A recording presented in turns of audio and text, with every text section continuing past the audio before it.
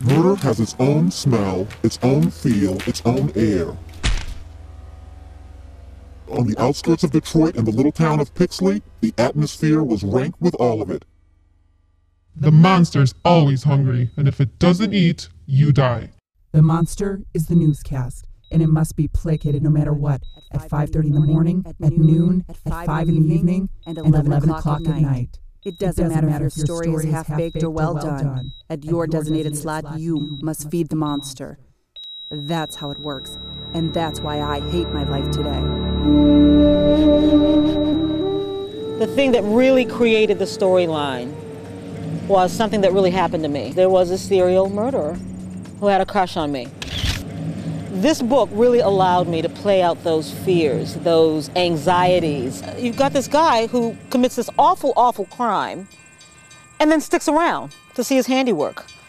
And lo and behold, up comes this reporter, P.S. Garrett, and he goes, wow, that's my favorite reporter. You know, I really want to get to meet her. I really think that if she gets to know me, she'll love me. And if she doesn't, it doesn't matter. I love her. Just kind of an idea forms in his head. I'll keep killing, and she'll keep showing up, and I'll get a chance to make her mine. And that's the premise of the book. I'm Paula Tutman, and I am a television news reporter for the NBC affiliate in Detroit, Michigan. But when I worked in Baltimore and Louisville, Kentucky, you know, I was that hard-nosed, hard-edged. They didn't send me out of the building unless it was dead, dying, burning, or decomposing. It was a lead story almost every single day.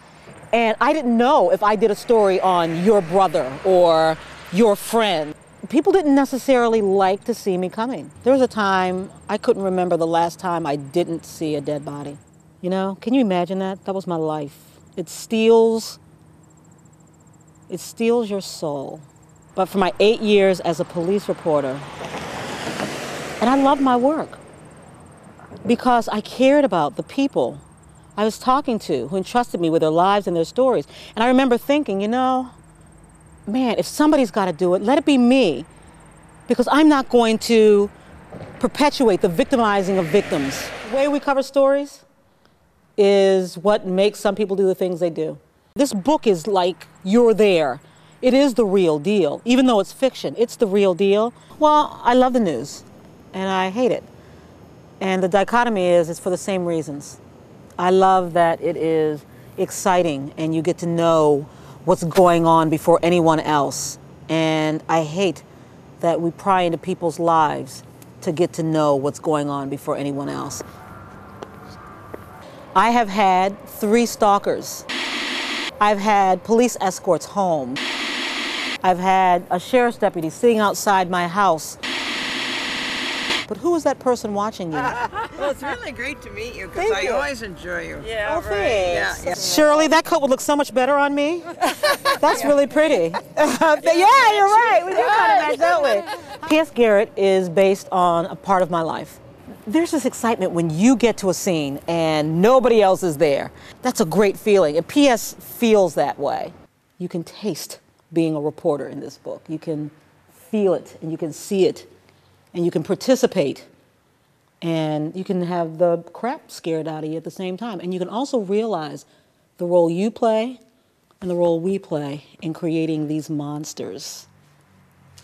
The monster is a newscast. It's starving, it's hungry, it's a beast. It has to be fed, and it doesn't care what you feed it. It's just a matter of the size of the monster and how dangerous that monster is. People in Baltimore will recognize this killer. His sole purpose of killing is to watch his crimes on television and to meet this reporter. So if we didn't cover the murders, if they didn't have a name for the killer, he wouldn't exist. Well, if you like a good yarn, this is it. If you're fascinated with the news business, you will understand it.